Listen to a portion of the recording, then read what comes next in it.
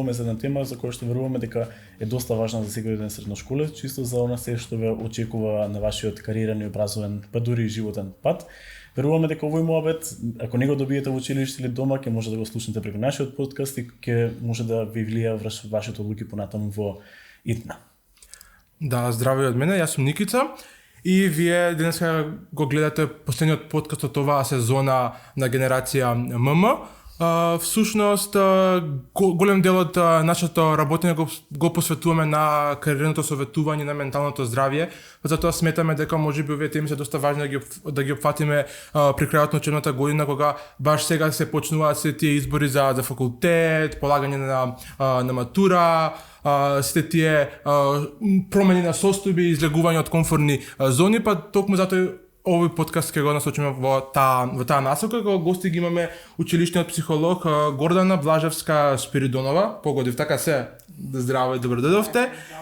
И Изабела Шков, кариерен советник, кој што денеска од различни аспекти и од нивните искуства ќе разговараме на оваа тема, па нешто што на почетокот ме интересира, го спомнавме како вовед сите тие ситуации состојби кои што поменуваат младите, па што значи овој период за средношколците, од вашите искуства што ги имате, како средношколците поменуваат и го доживуваат овој период? Слободно, кој сака може да си почне. Па, секако име се тука некаде свесни дека име крај на една животна фаза. Ние, психолозите, знаеме да кажеме на еден развоен период и дека сега веќе се отвара нова страница и влегуваат во нешто сосема ново. Секако е период на преиспитување, истражување на себе си и истражување на реалноста која, да речеме, понатаму ќе ги очекува. И се согласувам дека се така во една комфортна зона за која не се свесни дека е таа комфортна зона, иако тие ќе се пожелат на повеќе работи во својот средношколски период. Меѓутоа, до тој момент постојано некој им го планирал и предвидувал животот и текот на животот на младите луѓе, носел одлуки во нивно име. Така да, тоа било така се убаво испланирано низ образовниот систем. Сега веќе се во фаза кога отвараат нова страница и веќе мора да носат одлуки за себе. Какви да се тие одлуки? Правилни, неправилни, успешни или помалку успешни. И од тие одлуки да носат, така да да ги носат, така да ќе веќе го осетат оној вистински анксиозност, можеби и трема, па и возбуда и вознемиреност, леле каде одам, што ќе правам, како ќе биде сето тоа и што ми значи сето ова на мене. И најверојатно може често пати да се чувствува доста изгубено за во однос на тоа како понатаму, иако има деца кои имаат многу јасна визија каде сакат да бидат, како натаму се оди, кои чекори мора да ги поменат и за да стигнат таму некаде кај што сакат да видат, и тоа во голема мера е поврзано како го читаат светот околу себе или некој им го прочитал. Така да, во овој момент би кажала дека вака некако е состојбата, иако верувам дека е различна од училиште до училиште, од млад човек до млад човек. Да, така е. Благодарам. На сите овие теми ќе ги опфатиме во текот на наредните 60 минути. Забела, твоето размислување? Јас би се сложила дека младите се во период на големи предизвици, ова е еден период на, како што ние го нарекуваме, кариерна транзиција, бидејќи, како што се спомна и предходно, ова е период кога кај најголем дел од нив некој можеби веќе ја носел одлуката за понатамошно образование, за кариерен пат, некои можеби веќе ја трасирале со избор на стручно образование, меѓутоа на најголем дел од нив се уште не им е јасно каде се гледаат во иднина, што сакаат од животот, каков кариерен пат сакаат да трасираат, и во оваа фаза навистина е потребна поддршката како од психолог, така и од кариерен советник, со цел да можат да се искристализираат интересите првично, со цел да почне да се анализира како да се креира тој идеален кариерен пат и идеална кариера, која што за секој млад човек е различна.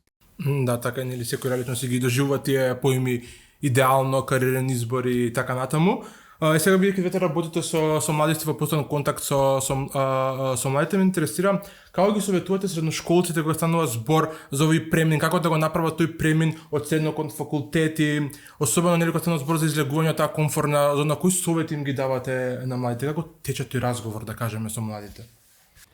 овие разговори, ако зборуваме начинот кој што тие се реализираат во средните училишта, значи е нешто покомпликуван, подолг процес. Се нудат повеќе различни можности, би кажала дека сега училиштата најдоа начин да се поструктурираат и организираат за да ги пружат овие услуги, кои во училиштата ќе се пружат бесплатно. Тие надврчинат доста пари. Така да, она што се оди е можност за тестирање на интересите, способностите, вредностите, личноста, да речеме, на детето со соодветни мерни инструменти, особено ако располага училиштето, може да се случи во ред ситуации да нема училиштето соодветни мерни инструменти за мерење, да речеме, на овие капацитети, интереси, способности на децата и потоа поврзување на истото со различни кластери, односно групи на занимања и професии, што ќе им биде една можеби прв увид во тоа што значи пазарот на трудот и какви се професии има и што тие нешто препознаваат и гледаат во рамки на тие професии.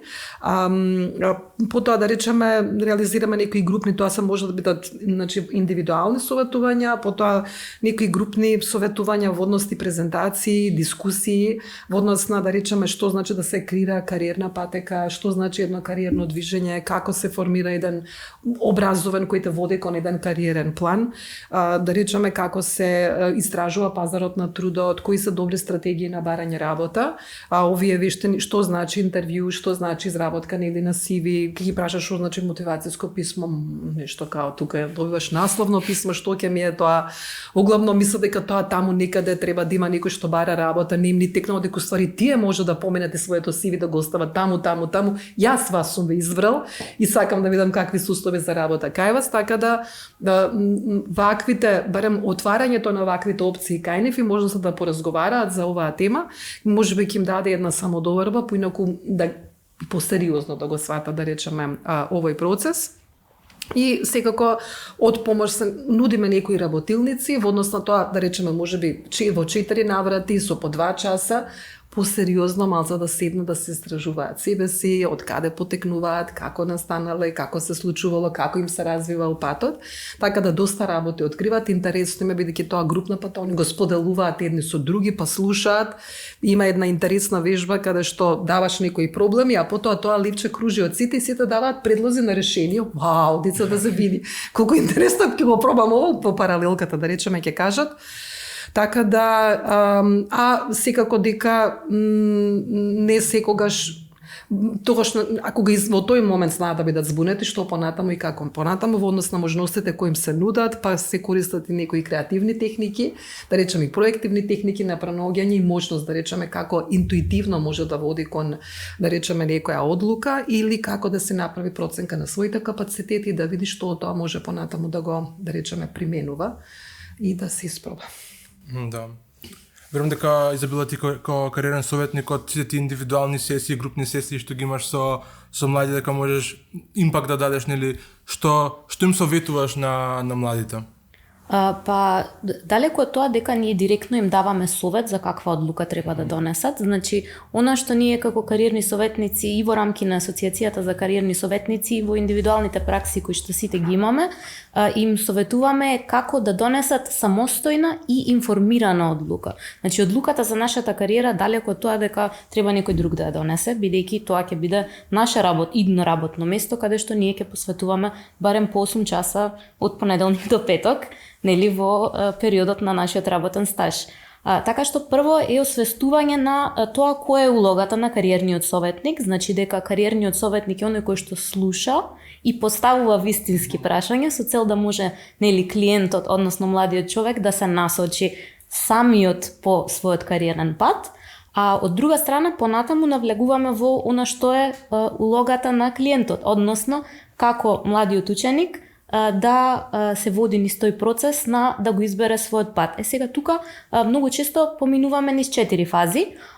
Може да биде слично, работиме на принцип и на групно советување и на индивидуално советување, во зависност од тоа дали работиме можеби на некаков проект каде што таргетот е поголема група на луѓе или имаме поиндивидуален пристап, значи имаме и групни и индивидуални, меѓутоа многу често како добар принцип се покажал прво групна сесија со поголема група на луѓе каде што се воведува целиот процес, а понатаму индивидуални сесии со учесниците со цел секој да го добие она што конкретно му треба. Можеби некој повеќе поддршка има потреба од повеќе поддршка во процесот на градење на самодовербата, односно како да се презентираме пред училиштата, понатаму и пред пазарот на трудот, меѓутоа и пред останатите, значи каква слика покажуваме кога се презентираме себе си, а некој можеби има предизвик на тоа, има премногу интереси и сега не знае кој точно да го избере.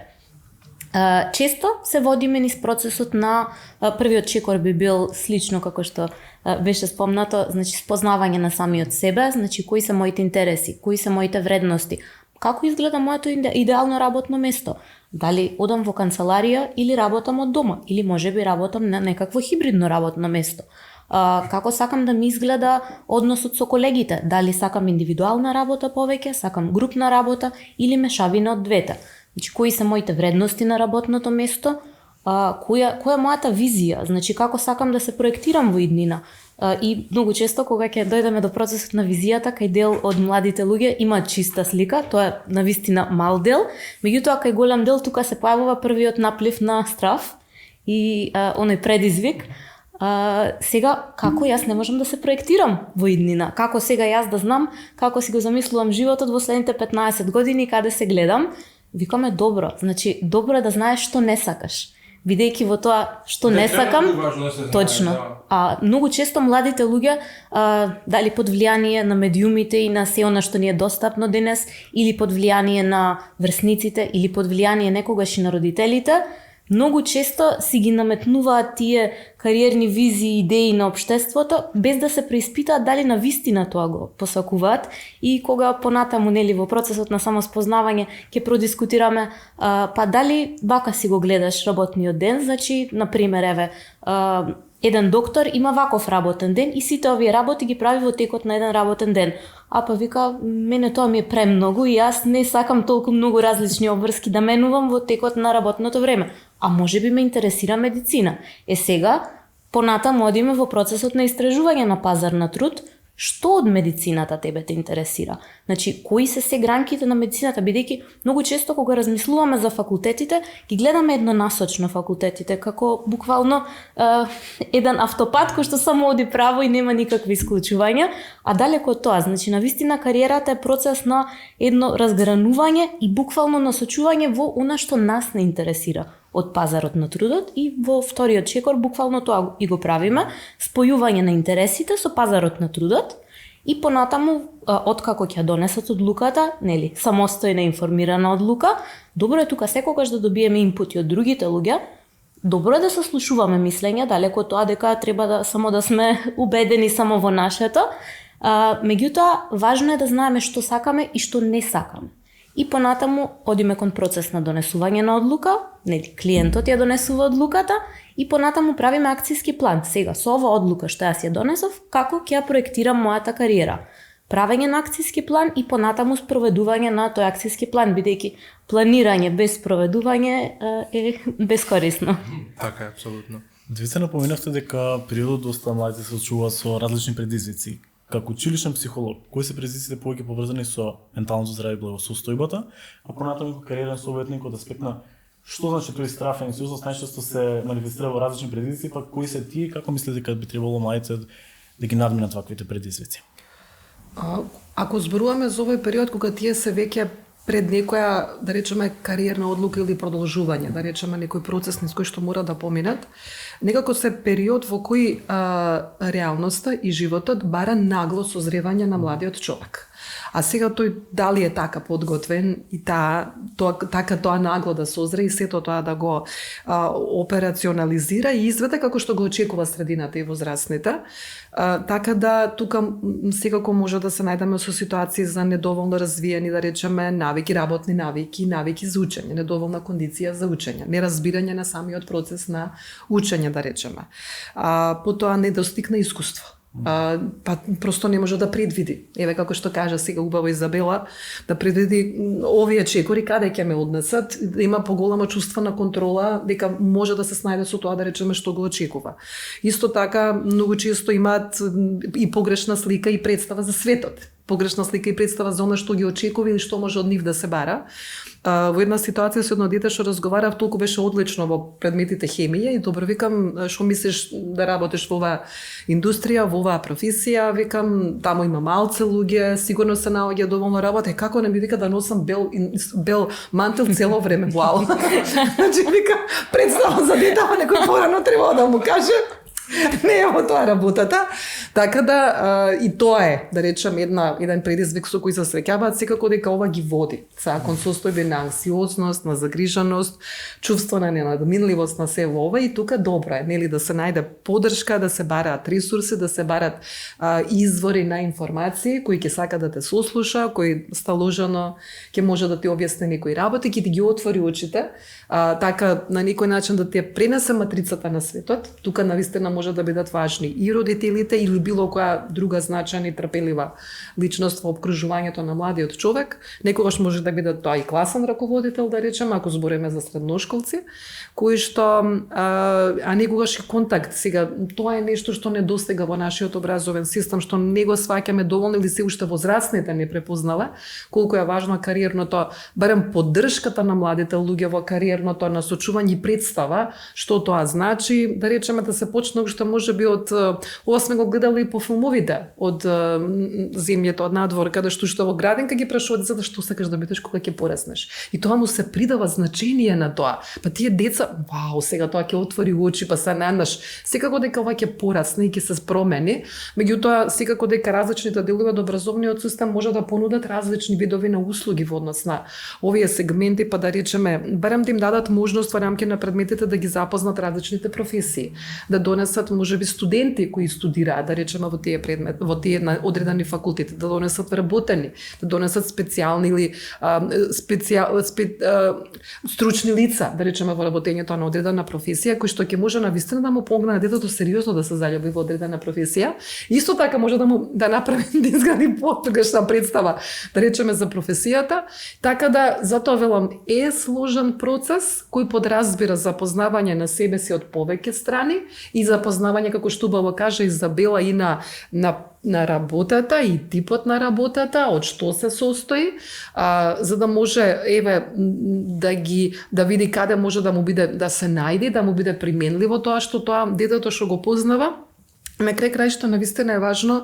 Јас сега кога им ги давам овие тестовите, убаво ги спомна Изабела, вредностите, и тоа ниф има нешто апстрактно, ај нешто способности, окей, разбира зошто, интереси, добро, тоа е тоа, тип на личност, сега си вика супер тип на личност, и даднаш му викаш вредности, сега добиваш рамнодушни лица, и едни сакат пари, други сакат статус и позиција. Едни сакат, викам, да им помагаат на другите, други сакат да раководат со другите. Вие кај се логате? Они тука сега. Значи, тоа го разбираат, затоа што ако не си го почитуваш својот вредносен систем, тогаш не бараш ни другите да го почитуваат твојот вредносен систем, и тогаш ќе ти ги газат вредностите, и потоа немаме стрес, незадоволство, анксиозност. Така да, затоа било кој возрастен кој во текот на целиот овој процес ќе им помогне на младите луѓе, вака да ги отварат очите и вака да ги разгледуваат, дискутираат, мерат работите, ќе му помогне малку посигурно да се движи, да речеме, и да ги надминува овие така потешки периоди.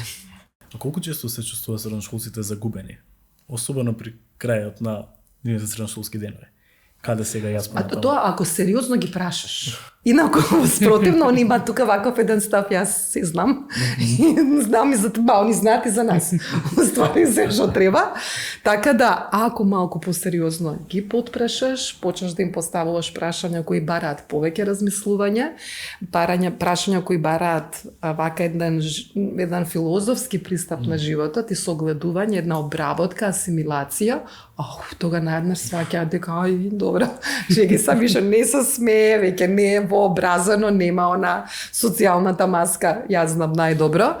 И тогаш, ако и тука внимателно да речеме се приде, да не е тука ништо поентата, целата работа дали ние ќе го сватаме како период на нешто страшно што не очекува и немање контрола, или возбудлив период на предизвици со кои јас можам да се соочам, така да ако умее детето да си ги даде овие инструкции на себе или го подржи некој, кој што ќе може вака да му ги пренесе работата дека тој е навистина возбудлив период, што ги чека младите и да има повеќе замавне со крилата за да се соочува.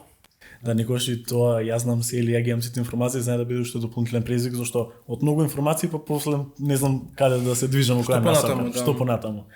Од аспект на кариера, предизвиците каде се движат?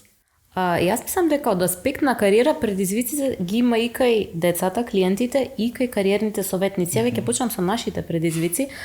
Првично најголемиот предизвик за нас е тоа што ги подготвуваме младите луѓе за пазар на труд кој што не знаеме како ќе изгледа.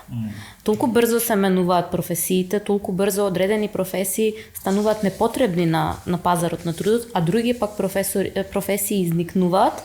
Така што веќе и образовниот систем, како и ние како кариерни советници, некогаш сме во ситуација кога и ние учиме низ нели сесиите со децата за некоја нова можеби професија која се изродила или гранка на некоја професија од нешто што претходно постоело. Така што мислам дека тука повеќе треба да се стави фокус на оформување на вештини, особено меки вештини и развивање на емоционалната интелигенција кои што ќе бидат навистина важни за работите од иднината и професиите од иднината, а од страна на децата би рекла дека тука е главниот предизвик несигурноста и дали ова што сега ќе го изберам ќе биде она што ќе го сакам во иднина. И тука јас многу често кажувам да, што ако биде, и да, викат тогаш супер ќе биде тоа, а што ако не биде? И па вика тоа што ќе биде тоа страшно. Викам, значи, тоа е нов предизвик. Целта е ние сега да се научиме како да се справуваме со предизвиците, бидејќи дури и да избереме кариерата од соништата, можеби во моментот кога ќе почнеме, кога ќе влеземе во работен однос, можеби тоа работно место да не е за нас идеалното работно место е сега. Дали останувам на тоа работно место, дали правам промени во рамки на организацијата или институцијата во која што работам, или можеби си креирам некое мое ново работно место, започнувам со предприемништво или можеби нудам некаква услуга која што е во рамки на тоа што сум го учела, што сум го студирала, ама никој не ја нуди таа услуга на пазарот на трудот моментално. Така што мислам дека тоа се најголемите предизвици и исто така мислам дека многу често предизвик на младите луѓе име да го искажат својот глас на дел од нив. Бидејќи прво се плашат од тоа да не направат грешка, второ се плашат од тоа да не бидат поддржани дали од родителите или од нивниот круг на пријатели. И многу често никој не сака да се чувствува изолиран и како да е многу поинаков од средината, иако сите сакаме да кажуваме дека сакаме да сме уникатни, сите сакаме да се чувствуваме дека припаѓаме и дека сме дел од некаква група или заедница, така што мислам дека тие се дел од поголемите предизвици во овој период. Да ги спомена родителите, па ме интересира каков предизвик се родителите? Дали имало ситуацијата, многу сакам да те прашам, некој родител ти се јавил и ти кажал: Изабела, мораш да го натераш моето дете да оди таму и таму, да се запише во тоа, на тој факултет и да работи тој и тоа.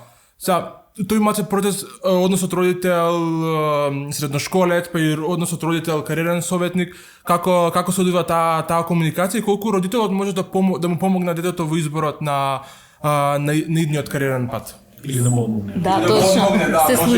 Се случуваат и такви ситуации при кои што родителот се јавува и бара сесија кариерно советување за своето дете и кажува да му кажеш да се запише на тој и тој факултет. Јас викам, јас тоа не можам да го направам. Видете, во овој дел можам да ви помогнам.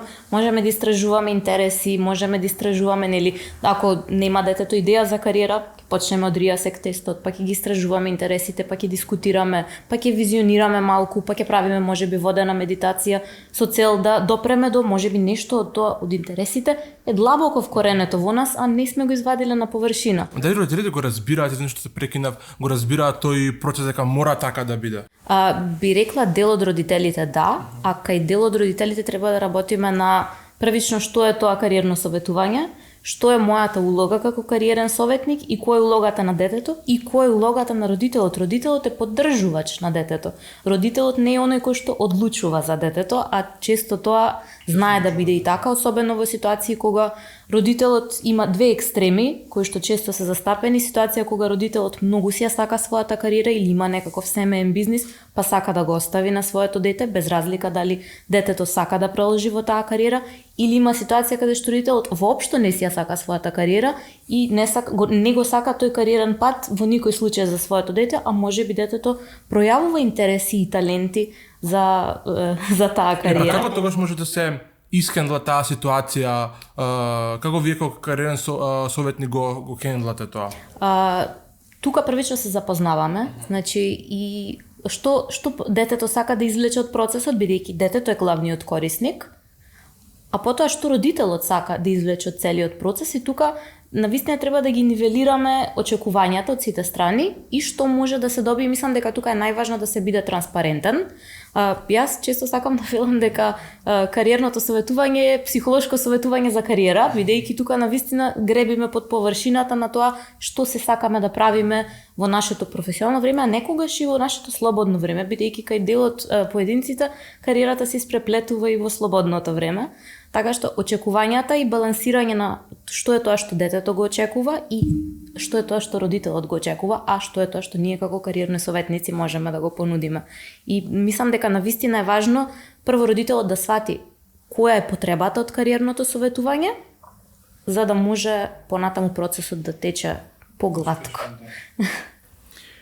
Никогаш родителите навистина знаат да бидат и предизвик од аспект со своите очекувања, со што сакаат нивното дете, во која насока се развива и слично. Знаеме дека тоа за еден млад човек, особено средношколец, е доста товар, нели, да ги исполни сите оние очекувања и идеали на своите родители.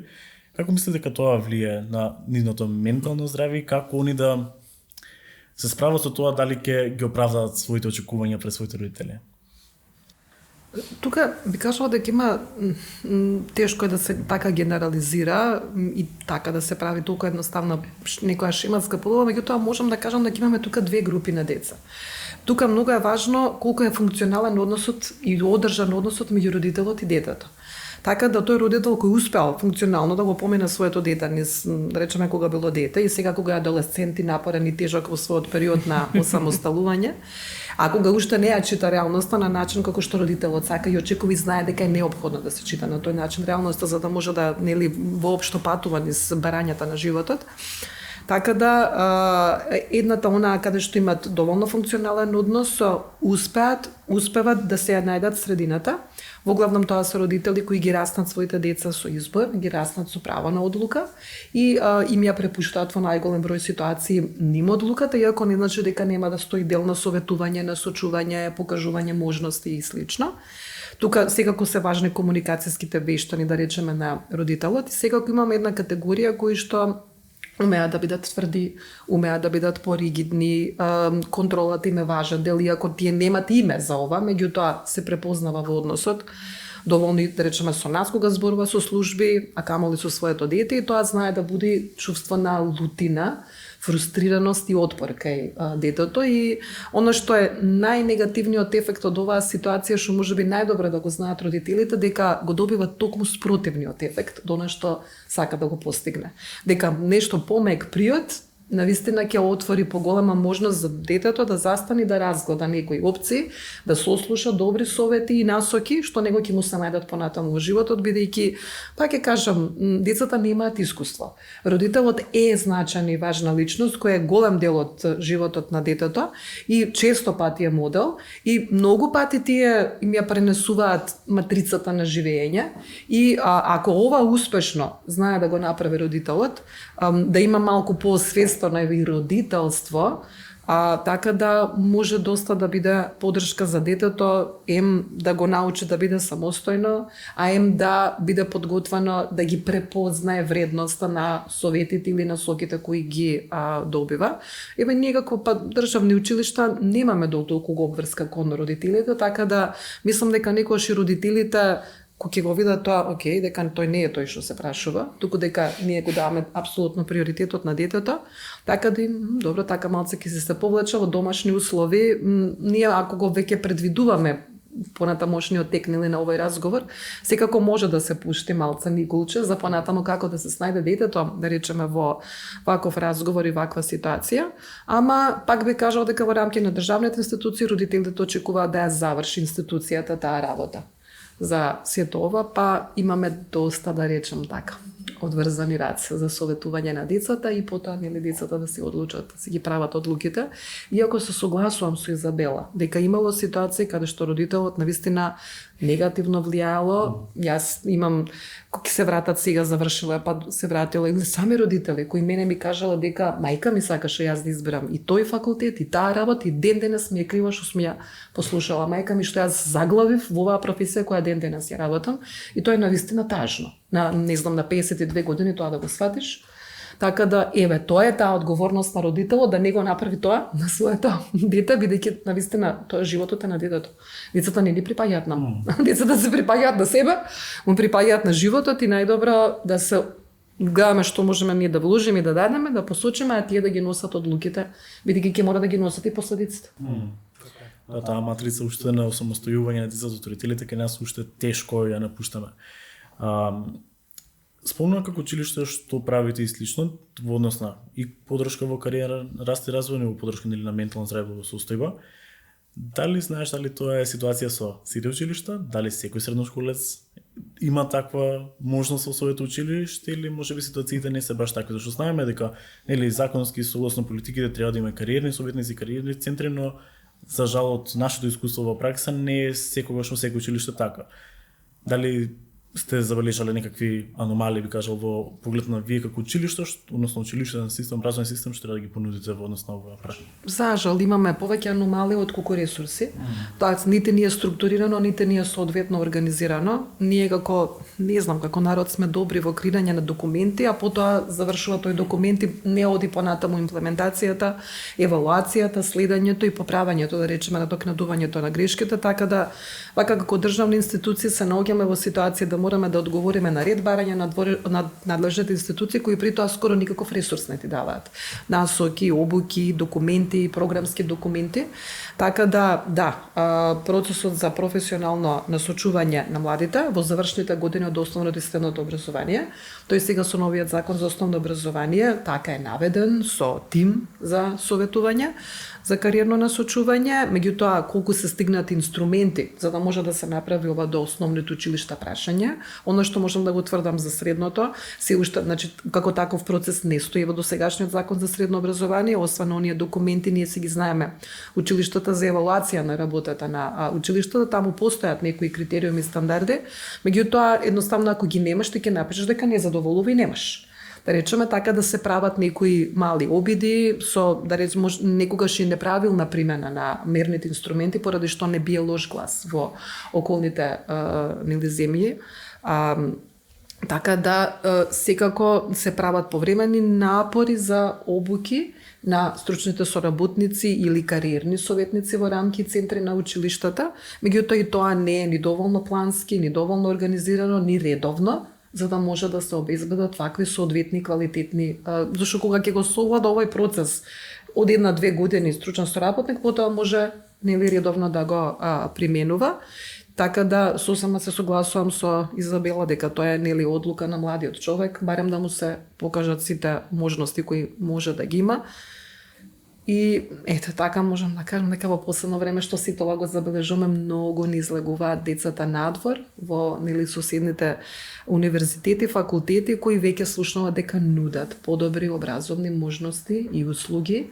Во најмала рака, навистина, ќе навредам некого почовечен однос и став, да речем еден подостоинствен став на, да речеме, професор кон студент, што мислам дека секој сака да може тоа да го доживее и на крај краишта едни високи образовни услуги кои се навистина на ниво на високо образование и не се нас младите глупави никако, ова брзо го читаат, брзо го разбираат, и они се збунети некое време, потоа јас верувам дека кога ќе завршат 4-та година, завршат матурите веќе од декември, доста знаат како се, вака се и што ќе правам понатаму.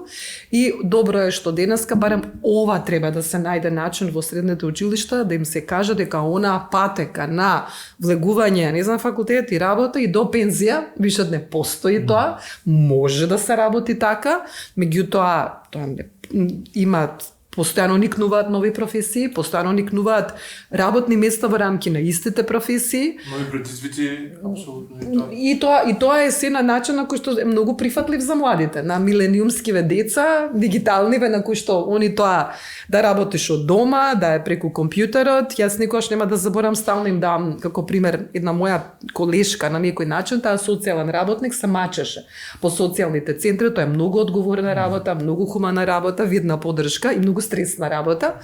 И во една ситуација ја сретнав, седнавме на кафе и пиеме, викам како е на работа, она ми вика веќе не сум таму, рече вика сега јас имам 3-4 курса, вика нешто за веб дизајн и што ли вика, и сега вика се работам од дома, имам 3 пати поголема плата, станувам кога сакам, не гнам кога сакам, вика, моментално вика крираме век за некоја игра, вика за некоја странска фирма, дизајн на кола за играта и онаку вака така да тоа исто тоа младо човече што мислам никада ние тука се возрастните гледаме се некои ѕидови, некои ненадминливи пречки, а младите фала Богу не гледаат така да нека ги отворат, нека се залетаат и нека бараат си што може да најдат во светот и да дадат.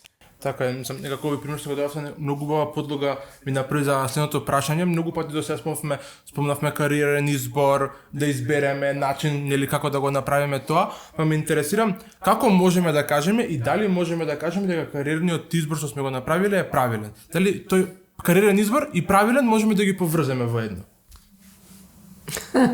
Денес. Ајде. Јас би рекла дека може би не, заради тоа што она што е правилно за мене, може би не е правилно за тебе. Така што тоа... Да, на лично ниво... На лично ниво јас би рекла дека може би подобар избор би било задоволство од изборот и некаква креирање на некаква визија, правење на некаква проекција за како сакам да ми изгледа иднината, бидејќи ако се задржам во рамките на тоа дали ова правилно или не е правилно, кој ќе го просуди тоа и на каков начин ќе го просуди тоа? Дали јас ќе го просудам тоа и врз кои услови ќе го просудам тоа, заради тоа што не го знам резултатот од моите одлуки и како ќе биде трасирана понатаму мојата кариера, за да можам да знам дали изборот кој што го правам денес е правилен. Меѓутоа можам да знам дека да сум ги истражила сите можности во рамки на тоа, нели колку сум истражила, и затоа најголем поттик им даваме на младите луѓе да истражуваат, бидејќи тука се кријат сите можности и тука се кријат сите идеи, бидејќи не треба ние да им ги даваме како готови идеи, еве можеш ова да го направиш или можеш тоа да го направиш, целта е тие да ги извлечат. Еве кога е заинтересирано младото лице за избор на одредена професија или избор за конкретен факултет, добро, многу често, како што кажав, е една насока која што е во главата, например, еве ако изберам правен факултет, понатаму ќе бидам адвокат или ќе бидам судија или ќе бидам можеби нотар. Најчесто тоа се трите професии кои што ги поврзуваме со правен факултет. А далеко од тоа дека размислуваме дека можат и други кариери да се отворат со завршување на правен факултет, мал милион на кариери и поврзување интердисциплинарност на повеќе професии со цел да си најдеме нишката која што нас не прави на вистина среќи. И целта да ги охрабриме младите луѓе да го истражуваат се повеќе и повеќе тој процес и мислам дека правилната одлука ќе дојде во моментот кога тие ќе сватат дека од ова се што го истражував, ова апсолутно не го сакам, иако мислев дека го сакам, ова можеби ми буди интерес, ова навистина ми буди интерес и многу често тоа се сведува на 2 до 3 кариери. Сега во оваа фаза, тука можеби ќе дадеме совет во смисла на тоа ајде како ќе добиеш повеќе искуство за информација за конкретните кариери. И сега тука најчесто даваме простор да изнедат сопствени решенија и доколку не го направат тоа, им даваме неколку совети. Значи, едната опција е практиканско искуство. Значи, директно јас се поставувам во улогата на извршител на таа работа или помошник на некој кој што извршува таа работа. Втора работа, направи интервју со некој кој што го работи тоа. Што е позитивно, што е негативно, нели? Сепак тоа ќе биде лично искуство и не треба буквално да го сваќаме личното искуство, туку само да го извлечеме тоа што можеби ќе се провлекува низ интервјуа со неколку луѓе или исто така job shadowing, односно го следам некој како што извршува работата. Например, доколку се интересирам за кариера како доктор, можеби имам некој познат кој што веќе работи како доктор. ајде да го следам неговиот работен ден, да видам дали можам јас да се замислам во тој бел мантил, ама буквално извршувајќи ги оние работни одговорности кои што ги извршува таа личност. Така што мислам дека кога ќе се постават во таквите ситуации и кога ќе сватат што е она што треба да го вложат за да имаат кариера во таа професија која што избрале, тогаш можеби ќе дојдеме повеќе до тоа што е правилна одлука за мене и што е она што сум подготвен или подготвена да го жртвувам или да го посветам за да го постигнем тоа што го сакам. Да.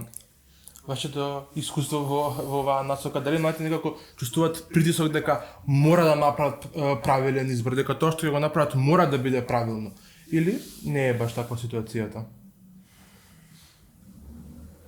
Важно им е да можат да имат каква таква представа на каде да се движат. Им дава, да речеме, поголема сигурност. Многу е тешко на 18 години да знаеш што е правилно за тебе, бидејќи тоа е сега сето отворено и се тоа просто можности и опции. Она што е добро за овие милениумски деца, да кажам, што навистина не размислуваат во кутија, туку се подготвени да размислуваат на различни начини и што не го гледаат тој животен пат за 30 години, него за наредната година. Некако до тука име визијата. Мислам, има деца навистина што можат повеќе, ама кога се практични и тука нешто за година дена, така да тоа им помага во чекорчиња, во мали делови да можат да го сварат се тоа и да речеме да носат одлуки, да учат од тоа искуство. Кај нас тука пак ќе кажам недостига таа доволна организација и умрежување на институциите, на државните, на приватните, за да им ги овозможи овие искуства сега што ги опиша Изабела и уште во рамки додека тече образовниот систем. За да може да вистина има потреба да испроба да видат како од блиско изгледа работењето на тоа и да се смести себе си да каже чеке се дали мене ми лежи ова. Едно е да имаш ти представа за некоја професија, а сосема друго да ја работиш, да речеме, истата таа професија. Така да и пак ќе кажам она што не го вложуваме доволно како образовен систем, па и родителите, токму ова сега што ги спомена меките вештини Изабела, дефинитивно многу мора да се вложува во младите во овие меки вештини, да го осетат, затоа што тоа не е нешто од кое е лишен било кој од нас. Мозокот ги има тие капацитети на овој начин да функционира, само ти требаат многу кратки, да речеме, насоки, искуства, размислување, истражување, да речеме, на интернетот. Тука многу може да помогне само едукацијата, библиотерапијата, да речеме, преку книгите, сега се повеќе се достапни, и просто ова да го испробува во различни услови, за да може со секое наредно искуство да го зголемува, да ја зголемува самодовербата и да го развива чувството што е правилно за мене во моментот. Дали мене ова ми одговара и да биде свесен дека не мора да носи никакви конечни одлуки, туку дека од самото искуство со таа сегашна ситуација ќе може да знаеш што сека понатаму, да речеме, да прави со ова. Тоа е доброто на денешното време што дава можности за ова. Да речеме за вако, сега веќе возрастните се пака малце застанати и возрастните сваќаат дека не може до сегашниот систем тоа така да функционира и дека млади луѓе гледаме на сите страни, кај што претходно сме биле навигнати да гледаме возрастни и искусни луѓе. И добро е што сега еве ова вака отвара можности за младите и уште подобро самите да гледаат дека е тоа така. Овој период доста ќе им биде промена на рутина, но и некојаш е промена на средина. Спомнавме дека одат од странство да студираат, па дури и од другите градови од Македонија доаѓаат нели во студентските градови, што е уште поголема промена на рутина, зашто пред се менува околината во која што нели си живеел, си бил предходно, на факултет веќе се менува и стилот нели на средината, па натаму разноликости во групите. Како мислите дека оваа промена на рутина, од друга страна и на околина знае да влие кај младите? Дали знае да ги дестабилизира малку, зашто стварно веќе наеднаш скок во светот на возрастните, особено ако замениш во некој друг град на студии, тоа значи дека стварно ќе преземеш многу одговорност за себе. Психологијата, развојниот животот на човекот го дели во неколку главни развојни периоди и со тие развојни периоди всушност се и кризни периоди, кога настануваат ваквите промени. Фактички ова се периоди кога се соочуваме со сериозни предизвици, каде што веќе се надминуваат можностите на актуелниот период и предизвиците кои се совладани се отвараат сосема нови. Така да сите сме анксиозни во вакви периоди пред вакви барања во однос на тоа како да се справуваме. Сега она што јас бим го кажала на младите. Значи што бим го порачала. Првин, тоа чекување некој нешто да ни следи, тоа веќе го нема. Нема што да покажуваме со еден прст кон другите, со тројца кон себе, со три прста кон себе. Што можам јас да направам со работите? Потоа, секако дека ние можеме да го насочиме кон негативните, кон неуспехот, кон лошото што се одвива вниманието, и од тоа нема никаква корист. Што добиваме од тоа? Од паника и од што и да. Она од што можеме да имаме корист, да учиме да се фокусираме на конкретната ситуација, да се фокусираме на елементите кои ги нуди ситуацијата, она што ги имаме проценка за пред нас и да видиме како да се справуваме и како да го решаваме тоа. И да не кукаме и да не жалиме, туку да учиме. Од она што моментот одлично се учи од неуспех, одлично се учи од надолу кога трнале работите, фантастичен учител е неуспехот. Така да знам дека така да, дефинитивно, тој успехот вака правиме со една страна. Редно да, ма неуспеха ќе те уздрма, ќе те потресе. Сега, ако не останеш потресен, ти ка кажеш, окей, тука сгрешив ова, наредниот пат да не го повторам, истото да не го направам. Поинаку и потоа мора да свата дека светот страшно брзо се движи, страшно брзо се менува, дека тоа мора многу брзо да капираат, да разбираат, брзо да носат одлуки, да знаат да се умрежуваат, да се поврзуваат, познанствата исклучително многу ќе значат, така да знаат како да црпат и да учат од поискусните, да речеме од професорите, да собираат информации од студенти кои се на повисоки, било да се кај нас или надвор, драгуцени знаат да бидат тие информации, како да се протнеш кај овој професор што испрашува и како испрашува зашо тој како оценува, како се поминува оној. Мислам, тоа ако не се информирам, мислам денеска информациите се може многу работи да те одлучат во животот, така да ако они научат добро да хендлаат со информациите и да ги користат, може да надминат многу од овие потешкоти и предизвици што одат пред нив, и мислам дека нашите голем 90% од нашите млади луѓе ги имаат овие капацитети. Не мора да се свесни дека ги имаат, ама кога се пуштат водата, така да ќе ги верувам, ќе ги откријат. Верувам дека се сочуваат со доста стресори, доста причини за стрес периодот. Ако не друго стрес што ќе носам за матура или на прославата и слично, понатаму па стресот што ќе правам со матурските испити, зашто прв се сочуваат со такав обемен материјал за некаков тест, а реално тоа на факултет ќе им биде веќе секојдневни, зашто тоа е методот. Што мислите, кој е советот што би им го дале како да се носат со ваквите стресори што во иднина можеби ќе стануваат им поголеми? Па денес психологијата е многу модернизирана и психологијата сваќа дека тоа нешто треба да биде брзо, кратко и ефективно. Дека сакат вакви совети да речеме. Така да речеме се работи во голема мера, се развива оној дел за умење да се даде само инструктивен тренинг да се направи.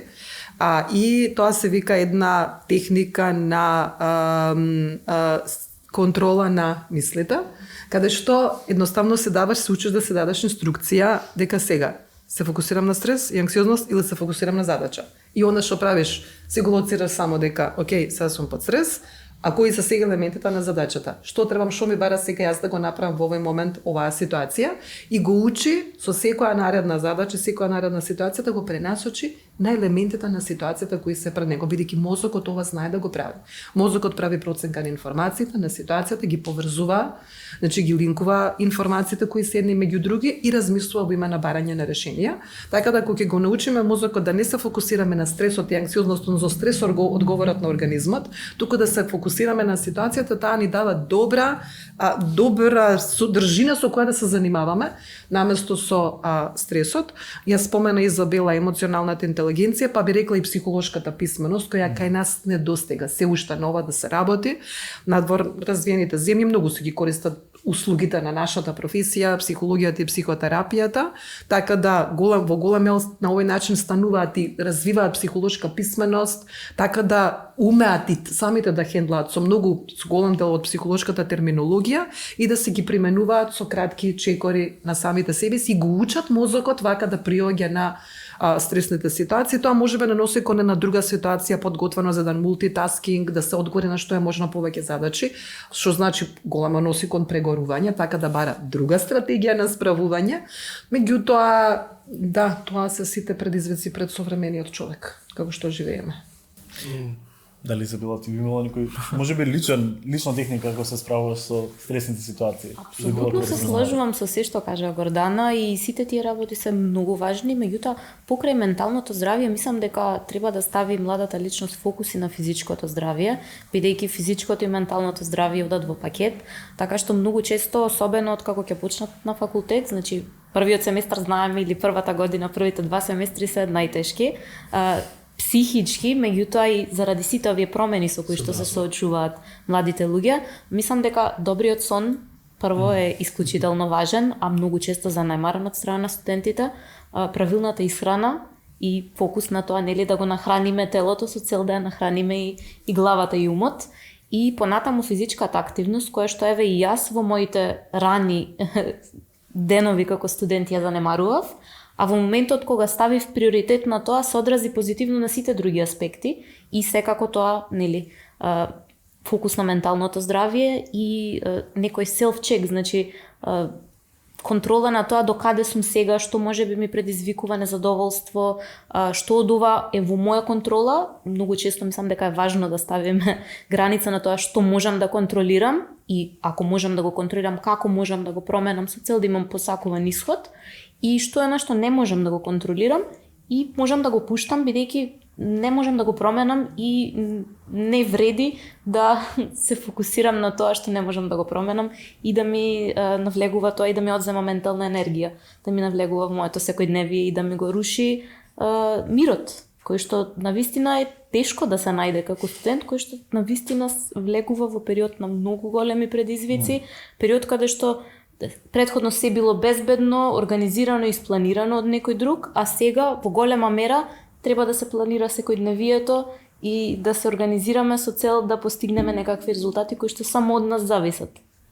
Особено доколку сме студенти кои што заминуваат надвор од својот дом, предизвиците знаат да бидат уште потешки. Дефинитивно. Да, многу пати досега го спомнавме факултетот како една од опциите нели која што може да направат средношколците, но постојат многу голем број на алтернативни нели опции кои што можеби во прв момент не се размислуваат, па сега ме интересира како средношколците може да ги препознаат нивните уникатни вештини кои што би им помогнале нели па натаму за да изберат некои други алтернативни опции, да не нели само факултетот или покрај факултетот нешто дополнително кој што ќе нели ќе им помогне да стекнат некои други знаења. Ова е одлично прашање. И ова е една од главните теми на кариерното советување, бидејќи кариерното советување почесто сега го слушаме во контекст на студенти ученици кои што завршуваат средно, односно средношколци, а не го ставаме во фокус дека им е потребно на ученици кои што се во основно, па дури и на предшколски деца. Тоа ми мене лично едно големо поле на интерес, бидејќи голем дел од интересите, а и талентите се развиваат уште во предшколска возраст, меѓутоа никој не ги детектира на вистински начин. Доколку тоа може да се направи, понатаму би можело да му се овозможи соодветна поддршка на сите тие деца да се насочат кон тоа што ги интересира. Свесни сме дека во многу поразвиени земји во светот веќе тоа се работи, ако не од предшколска, ама од училишна возраст секако. Кај нас има обиди, нели со законот за основно образование, меѓутоа се уште не е тоа на нивото на кое што треба да биде.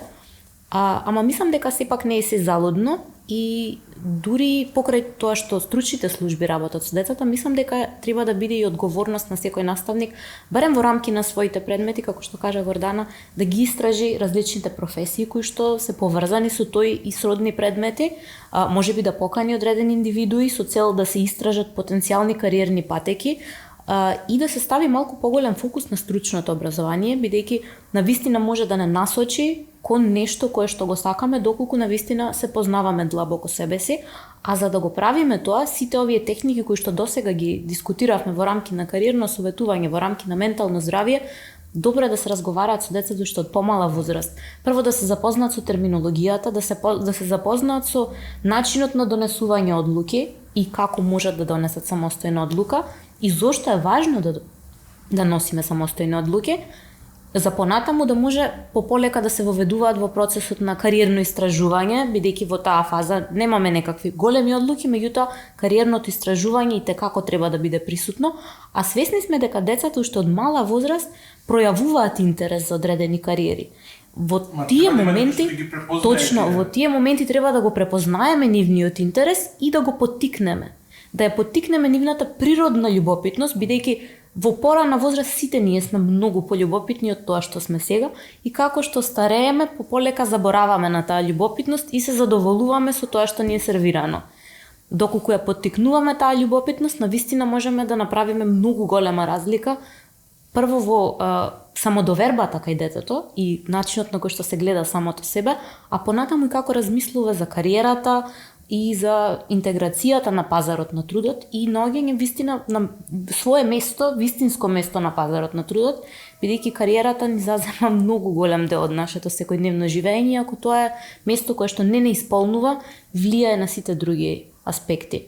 Многу често млади денес дали во барање на пари, на углед, навлегуваат во кариери кои што не ги исполнуваат и често доведува до burnout или прегорување, со тоа што на крајот многу потешко е да се вратиме во колосек отколку што би било доколку навистина од почеток сме се само истражувале, само запознавале и би донеле некаква поинаква одлука. И не може да се дизајнира искуството. Нема такво нешто што може да ти каже ти си ваков и ова ќе биде добро кај тебе и вака ќе биде. Значи први нити кариерното советување, нити психологијата не се нафаќа тоа да го прави да носи такви одлуки во и не може. Нити пак ти сам знаеш кога почнуваш, само знаеш дека отвараш нешто ново и да видиш како ќе се снајдеш во тоа. И навистина секое наредно искуство тука е интелигенцијата и мудроста. Разликата што се доаѓа со искуството, бидејќи кога ќе се опробаш во таа работа, тука веќе сосема имаш нова слика.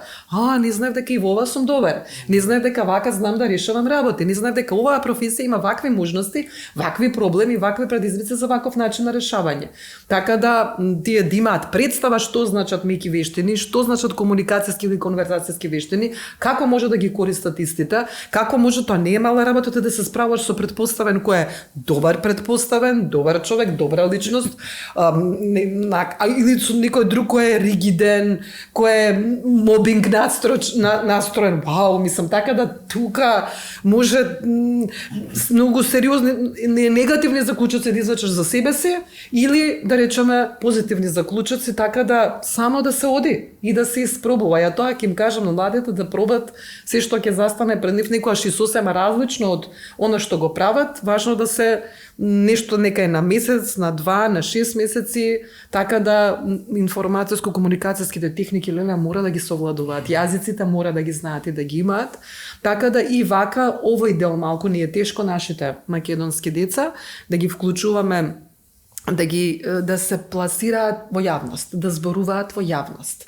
да превземаат ризик од, не знам, јавно говорење, така да колку порано го вежбаат ова и се растрашат со ова, толку тоа поедноставно оди. Понатаму сваќаш дека тоа ствари не е некој предизвик, дека тоа нешто е најнормална работа, што е добро за самодовербата на една млада личност, и тоа секако ќе влијае на одлуките за понатаму. А колку ги спремаме или им кажуваме дека е во ред да не се запишеш одма на факултет, да земеш година пауза за да себе спознаеш, може да почнеш со работа периодот, зашто некако матрицата е таа, средно факултет до толку да дипломираш, до толку да магистрираш, да најдеш работа, колку ги им кажуваме дека оке да земеш период за себе, дали тоа пауза, дали е тоа себе истражување, дали е работа. Како мислите во тој поглед, како стоиме на тоа? Ова ќе го каже и ваквата грешна, ова е се уште табу тема за родителите. Значи за родителите нова гледаат како една од најстрашните работи. Мислам, тука се тие катастрофични очекувања дека ако година дена не се запише, веќе никогаш нема да тоа тука стои и тука голем притисок знаат да направат родителите. Мислам, ни за родителот тоа е сосема оправдано. Мислам за страв. Родителот сака некоја јасна патека која ќе му обезбеди добра екзистенција на неговото дете. Ако моето дете е мирно, јас сум мирен. А ако моето дете има проблеми, мене ми е се изместено во животот. Така да, ама тука како што рече Изабела, има работи на кои ние немаме контрола. Ние тоа не можеме да го знаеме однапред, не можеме да гарантираме, можеме само да се обидеме или да се укопаме во место. И толку. Или да дозволиме некој друг да ги носи одлуките за нас, така да колку ќе се нафатиме на ризикот, да речеме да го направиме, така да, дефинитивно е присутно како стратегија, тенденција да речеме на приод на родителите, а на младиот човек навистина останува да се избори, да речеме, или да најде некоја комбинација. Јас се најдов во ваква ситуација со моје дете, кој рече ниден од сегашните факултети не ми одговара на моите интереси. Па добро, јас викам ајде ќе пробаме на некоја од академиите, тие се пократки, знаат дека тој сертификат нешто значи, барем корисно ќе го искористи продуктивно наредната година дена. Нешто и сега мислам тоа ја однесе не за во сосема друга, да речеме насока и тоа е добро. Па ќе видиме на крај крајшта таа мора да ги оди чекорите, тие мора да ги одат чекорите, не можеме да ги водиме ние за нив. Да, така е, некако ги спомнавте ризиците и нели треба да се превземаат ризици, некогаш порано, некогаш подотна, зависно нели од потребите и од зададените ситуации во моментот. Сега Маце, кон тебе сакам да го насочам ова прашање за Бела, бидејќи од неформален разговор што го имавме, кажи дека нели имаш завршен архитектонски факултет, сега во моментов педагогија, ако не се лажам, си во процес на студирање, ако можам така да кажам, така да. Ете така, сега мислам дека голем дел од младите и тоа што го спомнавме и родителите имаат очекување дека одбирам професија, тоа е нешто што треба да го имам до крај на животот, се платат од превземање на ризици. Каква е твојата порака до младите? Првото нешто што ќе го кажам е дека јас и во периодот кога го избирав мојот прв факултет, бев свесна дека имам потреба да разговарам со некој. Во тој период немаше некој со кој што можев да разговарам, бидејќи оваа поддршка никој не ја нудеше или не беше толку масовена колку што е денес, иако сепак не е доволно масовена колку што има потребно на младите луѓе. И би рекла дека таа првична одлука да донесам беше многу тешко, ми беше голем предизвик. Не спиев со ноќи, ноќи можеби е малку, месеци би рекла, и во моментот кога, бидејќи архитектонски факултет е еден од ретките факултети каде што има приемен испит, така што на некој начин дозволив можеби приемниот испит да ја направи одлуката за мене, бидејќи на државниот факултет примаат само 120 студенти, а речиси двојно се пријавуваат скоро секоја година, така што пола од студентите автоматски се отфрлени и се прави таква една селекција. Понатаму се прави селекција, нели, со тек на годините како што се студира. Јас завршив на курсот за интегрирани 5 годишни студии и завршив како магистар по архитектура и неколку години работев на тоа поле. Меѓутоа сватив дека во нашата држава, она што сакам јас да го работам во рамки на архитектурата не се работи. А исто така сватив дека не сакам да се селам, бидејќи во рамки на тие години каде што студирав, се пронаѓав себе си, оформувам и мрежа на луѓе кои што, како што кажа Гордана, ни е многу важна и понатаму во животот, и веќе оформуваме и контакти, релации, дали професионални, дали приватни, кои што и тие ни се главен дел од животот, покрај кариерата. И тогаш размислував што да правам и преку неформално образование, односно проект на кој што учествував, организиран од Младински образовен форум, работев со колешка од факултет архитектонски на градење на идеја за кариерно советувалиште, бидејќи го сватив како потреба и повторно ми се појави како потреба по неколку години од како влегов на пазарот на трудот. И така случајно најдов асоциацијата на кариерни советници и сватив дека мене ова ме интересира и јас да го работам. И понатаму се прави како интерес, па потоа се сертифицирав за кариерен советник. И сега, кога завршуваш со сертификацијата, повторно си одлучуваш каде ќе се насочиш. Точно. И како и секој факултет, академија или обука која што ја поминуваме, после тоа следи на тебе како ќе го искористиш сето тоа. И некако природно младите луѓе ми дојдоа како клиенти, можеби заради тоа што бев многу поблиска до нивната возраст и до нивните предизвици кои што понекогаш и се уште ги имам, и сватив дека голем дел од одлуките кои што ги носиме на несвесно ниво се дел од раното детство. И тука ја препознав потребата на доедукација, особено во аспекти на психологијата и педагогијата за раното детство, со цел да можам да сватам како се формираат интересите, како се формираат мислењата, ставовите, како се формира детето како личност, за понатаму да можам идеално, бидејќи кај нас се уште тоа никој не го прави, колку што ја знам, да детектирам таленти и интереси кај децата, уште од предучилишна возраст или од рана училишна возраст, бидејќи мислам дека тоа ќе биде непроценливо доколку тоа се воспостави на национално ниво и ќе имаме многу помалку предизвици на таа кариерна транзиција која што е од средно кон факултет или кариерната транзиција која што е подеднакво важна од основно кон средно образование, често забораваме на таа и не и придаваме важност, а таа е многу важна и веќе не носи и не трасира на некаков пат. Така што така некако мојата кариера се развиваше овој период и понатаму ќе се развива, бидејќи мислам дека сите треба да учиме и понатаму да се доусовршуваме во рамки на кариерата што сме избрале, со цел да можеме да понудиме подобра услуга или производ на оној со кој што се работуваме. Инспирира за крај едно брзо прашање за Гордана. Што ако не одбијат од факултет? Или што ако не одбијат од нашата прва желба за нели работно место?